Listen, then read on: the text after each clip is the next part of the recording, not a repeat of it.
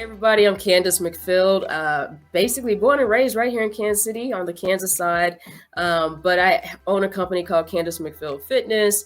I do health coaching for professionals they're busy on the go a lot of times, but also I have general clients too. I have a different side of my business called Ask for Me and My Body.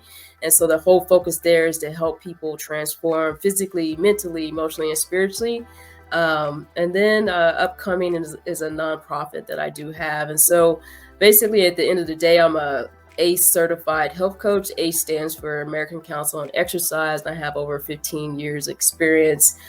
Started out in the industry as a figure competitor and which is a form of bodybuilding, right? And so then I won my professional card in 2006, and I competed at the professional level until 2018 when I did my last show in Australia. So it's a pleasure to be here, and looking forward to sharing some tips with you guys.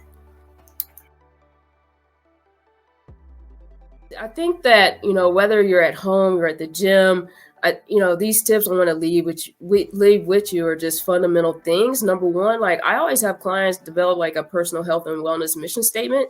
I think that's your why. So it helps you to dig deep and have that inner motivation to propel you to keep going, even like on those days that you don't feel like getting up off that couch and going to the gym or working out at home.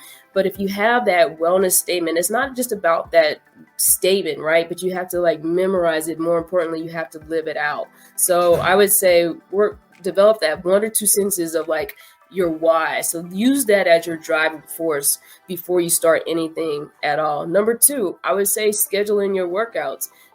For business, we schedule in every single meeting, every single thing. So if you just take that time and schedule in your workouts, you're going to help to prioritize yourself. And I think a lot of times we as adults can just put so many other things ahead of our own selves, and therefore like our own health falls to the wayside. Number 3, I would just say, listen to your body. And so when I say that, what I mean is that, this is a art and not a science. So like what I do to work out is going to be different than what you do. But at the end of the day, I want you to become so in tune with your body that you know what works, what doesn't work. When you're feeling off, or like when you're like, man, I just need to go do cardio. So being very in tune with your body, like start paying attention to how you feel when you eat clean versus when you eat something quote unquote unhealthy, things like that. So that's what I say when I say listen to your body. The 4th thing I want to leave you with is, strive for patience and not perfection. I feel like so many people try to be perfect, but there's that saying, if you wait for perfection, you're going to wait forever.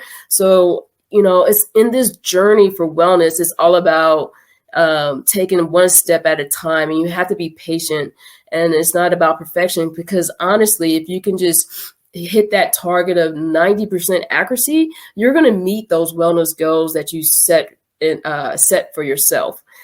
The 5th thing I would say would be to work out all your muscle groups at least once per week. And so I think a lot of people just don't know what to do or how to get started.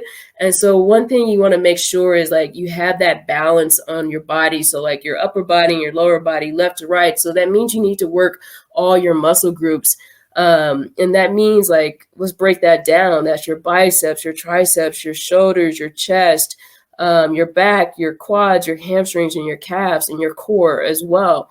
So if you're doing like a total body workout where you're hitting those muscle groups, you would want to do that total body workout 2 to 3 times for the week. And I would say build in a day of rest to let your muscles replenish and recover in between. So at least 1 day of rest in between you do that total body again. The last tip I would say is number 6, building breaks. We're not Superman and we're not Superwoman. So I think we just try to go, especially in our society, is just go. But our muscles, our body needs to rest and replenish. So one thing I have people do all the time is every 4 to 6 weeks, because you are strength training, you're going to want to take a break from doing strength training. So do like an all cardio week to give your body a break so it can rest and replenish. And then So those are the 6 things. But I would say I get the question a lot of times of like, what does it take, Candice, to get started? And so what I tell people is you just have to jump in the pool and you have to just start swimming. And so you're going to figure it out along the way. Because I hear people say, man, you know what? I'm going to lose 10 pounds first, and then I'm going to go to the gym and start working out. But ideally, like, that probably doesn't happen a lot of times. So I say just jump in that pool, start swimming, start being active, start your workout, and you'll figure out like what things work and what doesn't work for you along the way. But also what it takes is just consistency, sacrifice, and dedication. I say those three things are the main ingredients to like having a successful wellness program. You just have to be consistent. You have to make those sacrifices, and you have to be dedicated for sure. And then also, I get that question of how do you find balance to be successful or achieve, but how do you not overdo it, as far as like probably burnout? So number one, I would say you have to pace yourself. You remember, this is a marathon and not a sprint. Like, and for those who have, if you have put on weight, you didn't put it on like overnight. It was like gradual. And so it's going to be a gradual progression of like taking this weight off and having those pounds and shed from your body. So remember, long-term healthy weight loss is 1 to 2 pounds per week. So just pace yourself. And then also don't beat yourself up. I think a lot of times we can be our own toughest critics. And so we just beat ourselves up. Oh, I didn't work out today. Oh, I didn't eat healthy. But that's okay, right? You can't look in that rearview mirror. You have to look forward. So you just have to get back on that bandwagon as soon as possible.